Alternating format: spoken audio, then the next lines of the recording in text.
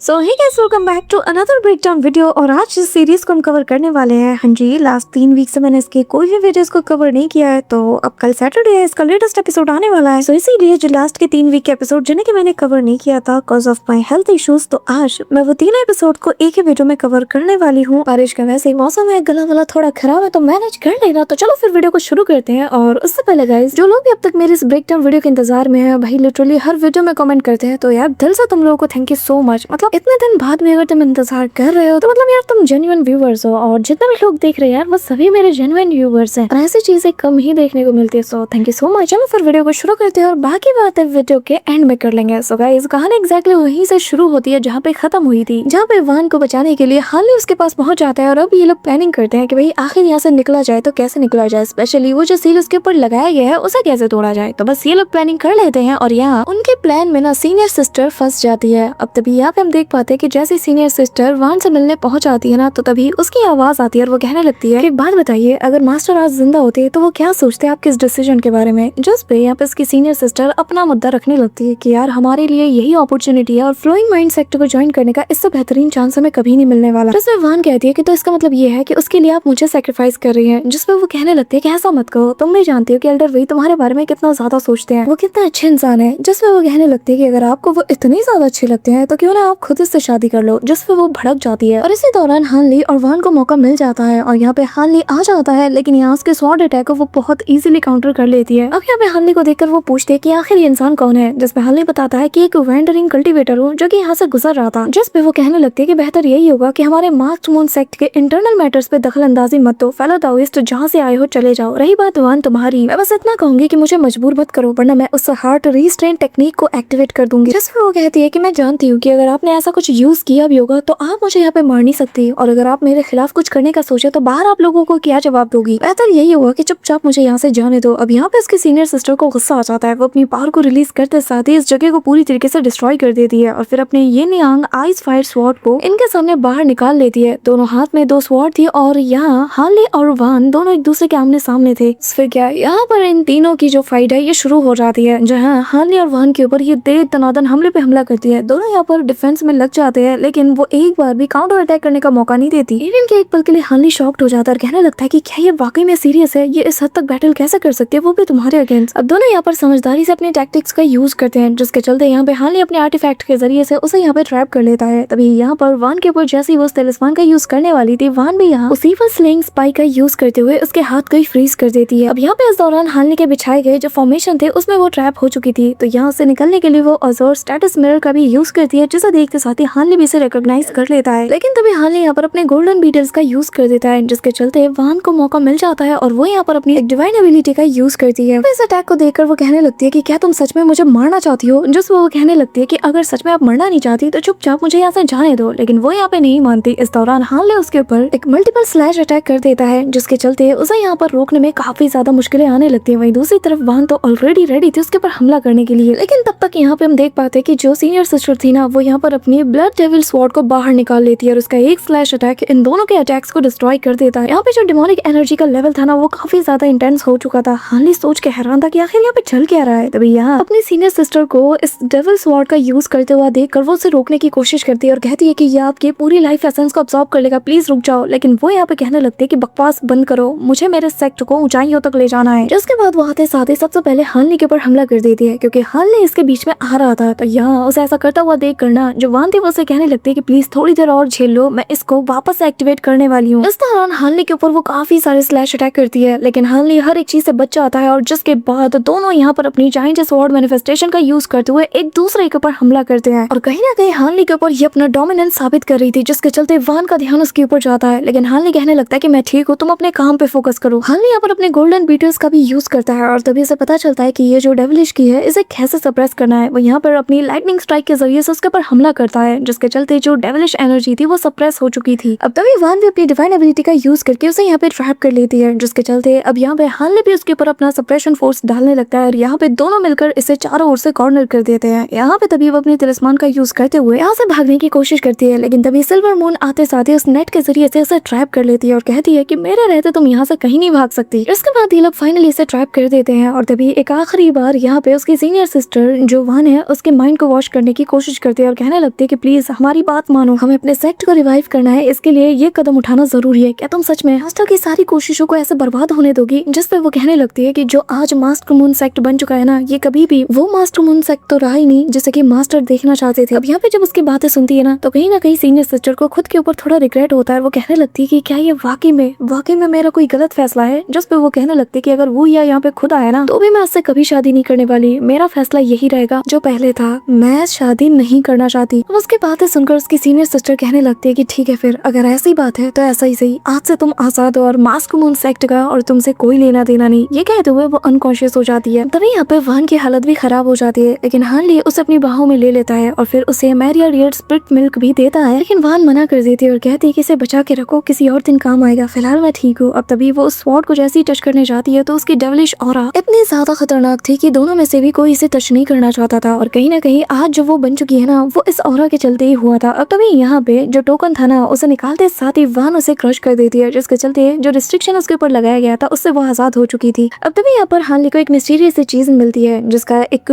बिल्कुल ही same identical चीज उसके पास भी मौजूद थी, जैसे कि जो कांगकुन की रून्स थी ना वहाँ से उसने कलेक्ट किया था। और यहाँ पे वान को भी वो इसके बारे में बताता है। यहाँ पे हार्ली सोच में पड़ जाता है कि आखिर ये रिंग, ये ब्लड स्वॉर्ड और जो कांगकुन केव, आखिर इन दोनों का आपस में क्या कनेक्शन है। वान थोड़ा सोचते हुए कहने लगती कि कांगकुन वही ओल्ड मैन है ना जो कि उस डेविल फॉल वैली से जिंदा और सही सलामत वापस आया था ना, है ना? ऐसा तो नहीं, ये तीनों चीजें असल में उसी वैली से आई हूँ जिसे कि डेडलीस्ट प्लेस में से एक कहा जाता है। और आखिर ये सारी चीजें मेरी सीनियर सिस्टर के पास कैसे आ सकती है? पर तभी वो फिलहाल के लिए हार्ली से कहती है कि इन्हें यहाँ पे छोड़ना सेफ नहीं है, पर न जाने क्यों तुम्हारे पास वो जो लाइटनिंग है, डिवाइन बेन लाइटनिंग, वही इन्हें थोड़ी देर के लिए रोक सकती है, होल्ड कर पाती है। तो मेरे ख्याल से तुम्हें इसे अपने पास ही रखना चाहिए। अब यहाँ पर अपने डिवाइन लाइटनिंग के जरिए से हार्ली इसे पकड़ता है और फिर अपने स्टोरेज बैग में रख लेता है। अब यहाँ अपनी सीनियर सिस्टर को अलविदा कहते हुए वान यहाँ पे हार्ली के साथ मास्क मून सेक्ट को छोड़ देती है और जाते हुए अपने सेक्ट की तरफ देखकर कहने लगती है कि मैंने यहाँ पे सेंचुरियां बिताई है, मैं यहाँ पे पली बड़ी हूँ और आज ऐसे अचानक से सब कुछ छोड़ पाना मेरे लिए थोड़ा मुश्किल है। अब तभी यहाँ पे हार्ली हंसता है, जिसपे वो कहने लगती है कि अगर तुम हंस क्यों रहे हो? जिसपे वो बताता है बस सोच रहा हूँ कि जब मेरे दोनों मार्शल ब्रदर को पता चलेगा ना कि उनके पास एक और नैनसेन सोल एल्डर आने वाली है तो पता नहीं उनका रिएक्शन कैसा होगा। तो बस वही सिनेरियो इमेजिन करने की कोशिश कर रहा था और बस जिसमें वो भी हंसती है और कहने लगती है कि हाँ तुम्हारे सीनियर मार्शल ब्रदर से तो मैं भी मिलना चाहूंगी, पर उससे पहले मुझे कुछ लोगों से मिलना है। यहाँ पे बेसिकली वो सीनियर होंगफू और बाकी सारे लोगों की बात कर रही थी। हार्ली भी कहने लगता है कि ठीक है मैं भी उनसे मिलने जाऊंगा। अब ये लोग तो यहाँ से निकल जाते हैं। वहीं दूसरी तरफ जो मूलैंड प्लेन्स है ना, हेवनली साउथ बॉर्डर, उसकी तरफ तो अलग ही सीन चल रहा था, जहाँ पे हम एक सेज को देख पाते हैं जो कि इसी ट्राइब से बिलोंग करता है जिसका नाम कू याओ है और ये असल में पीक ऑफ द अर्ली नैनसेन सोल स्टेज पे है। जहाँ पर जैसे सेज किन अंदर आता है तो वो उसे टीज करने लगता है क्योंकि वो अपना काम अच्छे से नहीं कर पा रहा था। पर तभी यहाँ पर इससे पहले कि ये लोग लड़ पाते, सेज ली जो कि मूलैंड सेंट्रेस है वो आ जाती है और वो आते साथ ही इन्हें रोक देती है। वो आते साथ ही यहाँ पर जो सेज किन है उससे पूछने लगती है कि बताओ यहाँ पर आने का मकसद क्या है, जिस पे वो यहाँ बताने लगता है कि असल में जो स्टेट ऑफ फेंगवान है यहाँ पर मुझे एक ऐसा अननोन कल्टीवेटर मिला जो कि असल में नैनसेन सोल स्टेज पे है। और मजे की बात ये है कि ये बंदा अननोन होने के चलते ना ये हमारे रास्ते में रुकावट बन रहा है, लेकिन जिस चीज की वजह से मेरा ध्यान उस पे गया वो था उसके पास काफी अमाउंट में गोल्ड डिवोरिंग बीटल्स थे। अब ये सुनते साथ ही जो कोया था वो भी स्पीचलेस हो चुका था। यहाँ पे सेज किन बताने लगता है कि मैंने खुद उन्हें अपनी आंखों से देखा, उनकी बॉडीज भी पूरी तरीके से गोल्डन थी और ये काफी सारे थे और देखकर ही पता चल रहा था कि उन्हें सेंचुरी से नरिश किया गया होगा, तब जाकर वो आज इस कंडीशन में पहुंचे हैं। यहाँ पे तो कोया को इस बात पे यकीन नहीं हो रहा था और वो मजाक उड़ाने लगता है और कहने लगता है कि क्योंकि तुम बस डर चुके हो इसीलिए तुम यहाँ पे मनगढ़ंत कहानी बना रहे हो ताकि तुम्हें उसके साथ फाइट करने को ना मिले। अब ये सुनते साथ ही जो सेज किन था ना उसकी सटक जाती है। वो कहने लगता है कि तुम्हें क्या पता, मेरे लोगों ने दिन रात उसके बीटर्स के साथ फाइट किया है, मैंने खुद अपनी आंखों से देखा है, हम पागल नहीं है। और अगर मुझे ये मैसेज अर्जेंटली यहाँ पे ना लाना होता और ये बीटल से जुड़ी मैसेज ना होती ना तो मैं उसे कभी भी वहाँ से जाने ही नहीं देता, मैं अपनी आखिरी सांस तक उससे फाइट करता रहता। अब इससे पहले कि ये लोग कुछ और कह पाते तभी यहाँ पर डिवाइन सेज जोंग आ जाते हैं। अब यहाँ पे जो जोंग था जो कि नैनसेन सोल के लेट स्टेज पे था वो यहाँ पे आते साथ ही ने बताने लगता है कि सेज किन तुमने अच्छा काम किया, लेकिन सेज कोयाओ की बात को भी हम इग्नोर नहीं कर सकते क्योंकि कोई ऑर्डिनरी पर्सन तो उन्हें तुरंत ही कंट्रोल नहीं कर सकता। तभी यहाँ पे सेंट्रेस कहने लगती है कि अगर वाकई में वो उन्हें कंट्रोल कर पा रहा है तो शायद वो उन्हीं ओल्ड मॉन्स्टर में से एक होगा। तो क्या इसका मतलब ये है कि जो हेवनली साउथ है वहाँ उनके पास गोल्ड डिवोरिंग बीटल्स मौजूद थे? अगर हाँ तो फिर इतने सालों तक ये हमसे कैसे छिपे रह सकते थे और वो भी इतने तादाद में? जिसमें सेज जोंग बताने लगता है कि इसका तो हम नहीं कह सकते, लेकिन मैं इतना जानता हूँ कि इस दुनिया में पॉसिबिलिटीज की कोई कमी नहीं है। जंग बहुत ही जल्द शुरू होने वाला है और जब तक हम उसका सामना नहीं करते हम खुद कुछ भी नहीं कह सकते। और जब वक्त आएगा ना तो सेज ली मैं खुद आपसे पर्सनली कहूंगा कि आप एक्ट करें। और रही बात तुम दोनों की, तो तुम दोनों उस नैनसेन सोल कल्टीवेटर का पता लगाओगे, उसके बारे में जो कुछ भी पता चलता है तुम जल्द से जल्द मुझे रिपोर्ट दोगे। अब ये तो ना हाँ सामने जवाब देते हैं और साथ ही यहाँ पे जो डिवाइन से जो वो कहने लगते हैं कि रही बात स्टेट ऑफ फेंगवन की, तो वहाँ पर अब हमें ज्यादा नहीं जाना चाहिए। ऑलरेडी उस जगह को हमने पूरी तरीके से अपनी मुट्ठी में कर दिया है, तो अब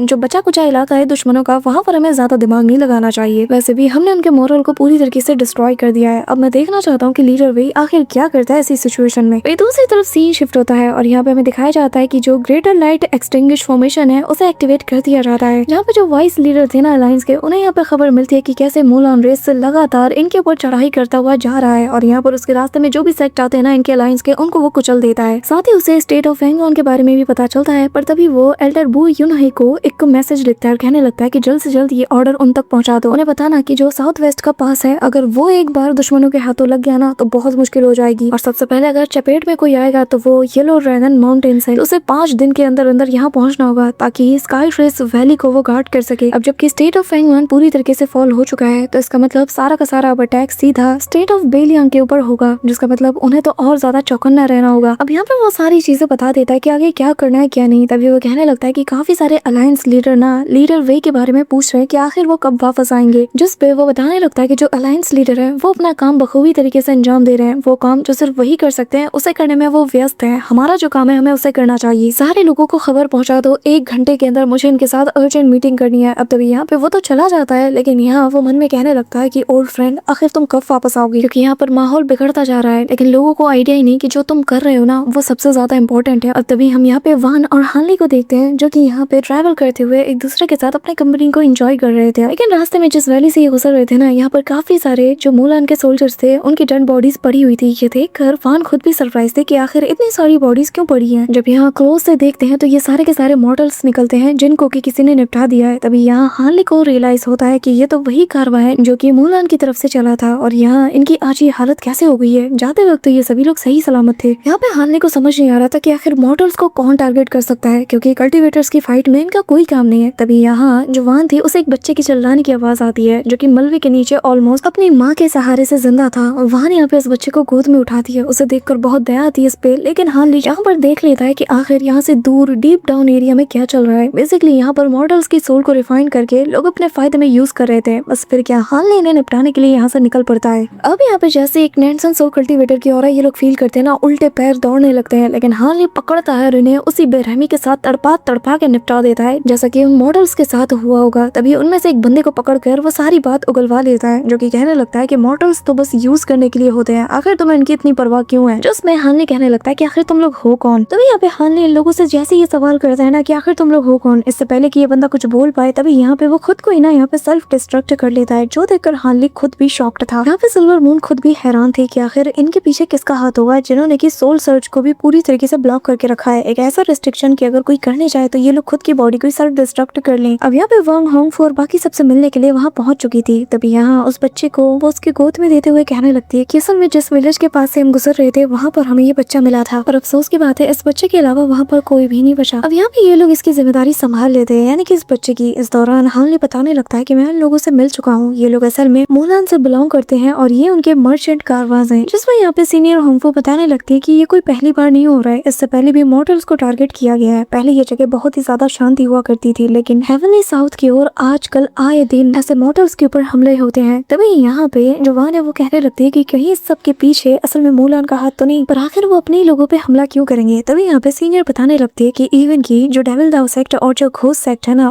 वो लोग भी लोगों से बस उनकी मैजिक पावर को ड्रेन करते हैं, लेकिन इससे पहले किसी ने भी मॉडल्स के साथ ऐसा व्यवहार नहीं किया। जिस पे जो हानली है वो कहने लगता है कि ऐसा भी तो हो सकता है कि कोई तीसरी फोर्स हो जो कि छुप के काम कर रही है। यहाँ पे तभी हानली कहने लगता है कि सिचुएशन बहुत ही ज्यादा क्रिटिकल हो चुकी है, लेकिन अब चुपके नैनगोंग वान, मेरा मतलब कि फेलो दाविस्ट नैनगोंग वान सही सलामत है, तो मेरे ख्याल से आपको आपके सारे लोगों को गैदर करना चाहिए और आप सबको एक साथ मिलकर नॉर्थ की तरफ शिफ्ट हो जाना चाहिए। वैसे भी मैंने सीनियर ब्रदर चेंग को ऑलरेडी आपके बारे में बता दिया है, बस एक बार आप हेवनली दाव अलायंस की टेरिटरी में एंटर हो जाओ, उसके बाद तो कोई भी आपका कुछ भी नहीं बिगाड़ सकता। अब ये सुनते साथ ही होंगफू इमीडिएटली वेइनांग को बताती है बच्चे और जो महिलाएं हैं उनको पहले तैयार करो, हम उन्हें सबसे पहले यहाँ से ले जाएंगे, हम लोग 1 महीने के अंदर ही यहाँ से निकलेंगे। अब तभी हानली यहाँ पे सीनियर ब्रदर सॉन्ग के बारे में पूछता है कि आखिर वो कहाँ पे है, दिख नहीं रहा। जिसमें वेइनांग बताने लगती है कि हाँ वो पूरी कोशिश कर रहे हैं कोर फॉर्मेशन में ब्रेक थ्रू करने के लिए, मेरे ख्याल से मुझे उन्हें स्टैग्नेशन से बाहर आने के लिए कहना चाहिए। ये कहते हुए वो चली जाती है। तभी यहाँ पे जो होंगफू है वो कहने लगती है कि फेलो दाविस्ट हान, अब आपके क्या प्लान है। हानली बताने लगता है कि जब मैं यहाँ पर आया था ना सोरिंग हेवन सिटी में अपने सेक्ट के बाकी के के मेंबर्स के साथ, तो मैंने यही डिसाइड किया था कि मैं यहाँ पर रेगुलरली उनसे कॉन्टेक्ट में रहूंगा। लेकिन मैंने सीनियर ब्रदर लू के बारे में अब तक कुछ भी नहीं सुना और ऐसा लग रहा है कि शायद वो किसी तकलीफ में है और इसीलिए मेरे ख्याल से मुझे यहाँ से निकलना चाहिए, जाके उन्हें चेक करना चाहिए। और एक बार ये मैटर सॉल्व हो गया तो उसके बाद मैं और फेलो दाओइस्ट नांग होंगमान हम दोनों साथ मिलकर ड्रिफ्टिंग क्लाउड सेक्ट की तरफ जाएंगे। अब यहाँ पे ये कहते हुए वो उसके काफी करीब आ जाता है। दोनों एक दूसरे की तरफ देख के स्माइल करते हैं और जो होंगपू है वो देख कर ही समझ आती है कि हाँ भाई दोनों एक दूसरे को बहुत पसंद करते हैं। और तभी वान कहने लगती है कि पर मैं लोगों की मदद करना चाहती हूँ, बिल्कुल वैसे ही जैसे कि होंगपू करती आ रही है, और इसीलिए मेरे ख्याल से मेरा यहाँ पे रुकना ही बेस्ट है। अब ये सुनकर तो हनली का दिल टूट जाता है, लेकिन बेचारा कुछ भी नहीं कह सकता। लेकिन तभी वान कहने लगती है कि बस 1 महीने की बात है, मैं इन्हें प्रोटेक्ट करना चाहती हूँ और एक बार ये लोग सेफ ही पहुंच जाए उसके बाद मैं खुद तुमसे सीधा ड्रिफ्टिंग क्लाउड सेक्ट आके मिलूंगी। अब ये सुनकर तो वही हनली का दिल ना ऐसे खिल उठता है, जिसके बाद वो बताती है कि चिंता मत करो, मैं यहाँ पे किसी को नहीं बताऊंगी कि मैं कौन हूँ, मैं किसी से भी बिना वजह नहीं उलझूंगी, मैं हमेशा खुद को प्रोटेक्ट करूंगी। तो बताओ अब तुम्हारा क्या कहना है? जिसमें हनली स्माइल करता है और कहने लगता है कि अब जबकि तुमने प्लान कर ही लिया है तो फिर मैं तुम्हें मना कैसे कर सकता हूँ, लेकिन हाँ अपना वादा याद रखना। अब तभी रात का सीन हो चुका था और इस दौरान दोनों वॉक कर रहे थे तो वहां यहाँ पे उससे छेड़ते हुए कहने लगती है कि एक बात बताओ, सोरिंग हेवन सिटी काफी मजेदार जगह होगी ना, वहाँ पर ओल्ड ग्रजेस के अलावा तुम्हारे काफी सारे दोस्त भी और स्पेशली वो